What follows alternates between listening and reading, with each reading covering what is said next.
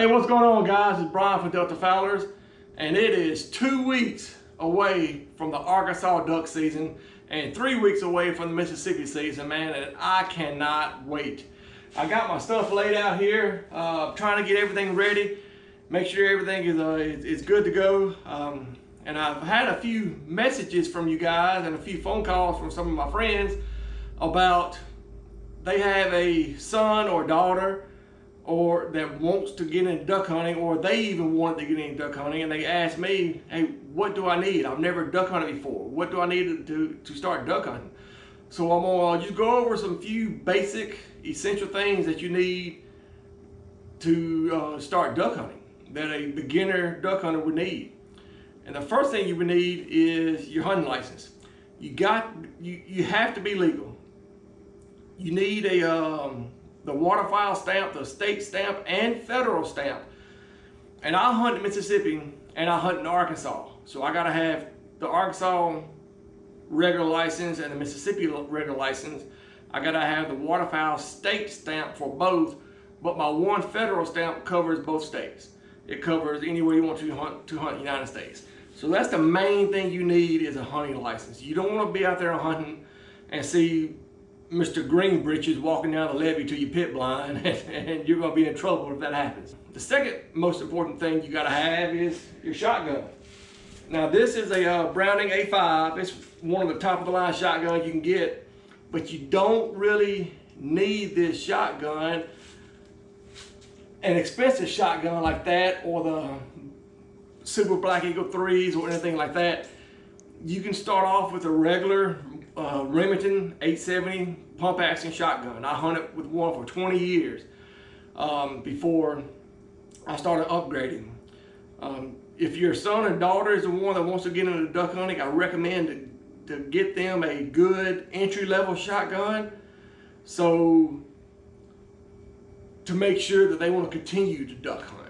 And with your shotgun goes, you gotta have shotgun shells. And you gotta make sure you have steel waterfowl, steel shotgun shells. These right here are pretty expensive. They're about $23, $24 per box. But you can get some cheaper shells that shoot just as good. You gotta find out what shells pattern the best in your shotgun.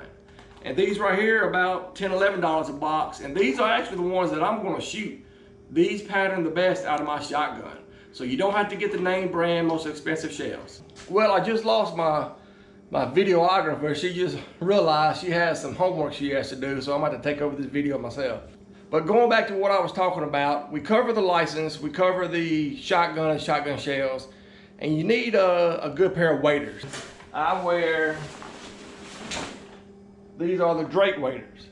Now, these are our last year waders that we have broke out this year. To last weekend, we went to brush in the blinds, the pit blinds.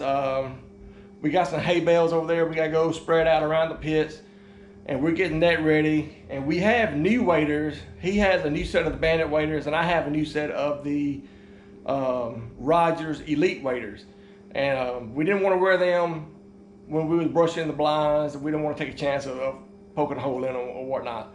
I know a lot of you guys hunt up north, do not hunt in the water. Y'all hunt like just a cut cornfield or something like that. But down here in the south, we got to get in a flooded rice field or a flooded bean field to kill some ducks. And you also need a good hunting coat and good hunting clothes, because most of the time it's going to be cold and it's going to be wet, especially if you hunt down here in the south, hunting some flooded fields. I have a heavy coat that I bought last year, and it's a Drake Elite Series. I don't know the name of the brand, but you see it still got the tags on there, and I've never even used it. I wound up just wearing a little light jacket like this, a little light Drake jacket like this, or one like this, depending on if I hunted the timber or the field. And I'd have a hooded sweatshirt on under it or something like that, then throw the jacket over top of it. It didn't get real cold last year at all. I'd have some wader pants on under my waders. The waders are pretty warm. They're insulated and they keep you pretty warm. And you need a good pair of socks. These wigwam socks, I find out, are the best for keeping your feet warm. All right, the next thing I say you need is some duck decoys. Now, I don't have my decoys with me. They're still out in the shed. I got about 7 or 8 dozen of them, but you don't really need that many, especially when you're starting out. Get you a dozen or maybe 2 dozen decoys, and you'll be fine. There's plenty of YouTube videos about how you need to set your spread up and stuff like that. And a lot of people want to get in, who are just starting and want to get into duck hunting, think they need spinning wing decoys or motion decoys, and that's true. I believe in them, I use them, but what I started out with, and what most people started out with when they duck hunting, is a jerk cord. It's this right here. It's got a weight on the end of it. You throw the weight out there, and it has hooks where you can hook 4 decoys to it, and you just bring the string out there to you, and you can pull back and forth, and put the movement in the water where ducks are swimming back and forth. And the ducks, when they circle ahead, they see that movement in the water. They want to come down there and see what's going on. That's when you can bust their ass. So these jerk strings work really, really good. A lot of times we'll turn the motion decoys, the mojos, and the lucky ducks off and just use this jerk string. When we did it several times last year, we killed birds with it. And you also need some good duck calls. If you're gonna go duck hunting, got duck decoys out there, you gotta have duck calls to call them in. Ducks are circling around and they see your spread of decoys out there, and you're talking to them, telling them how happy we are down here eating. Y'all come down here and join us, and trying to trick them. That's all you're doing, is trying to trick the ducks to come down there and get close enough where you can shoot them. These are pretty expensive.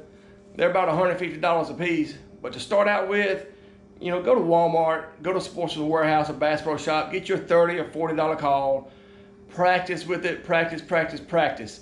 Learn how to call, and then you can move up to one of these expensive duck calls. But you gotta have a duck call if you wanna call in the ducks.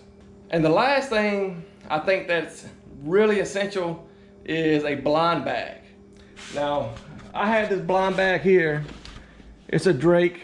It's actually made for deer hunting, but I use it for waterfowl.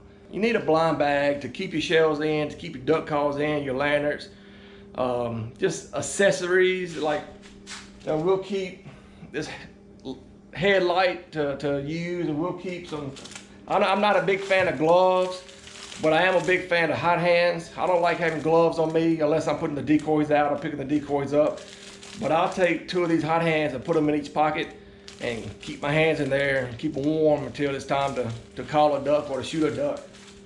But a blind bag, I do consider essential. All right, let's just kind of recap. You need your hunting license. You got to be legal. You need a shotgun.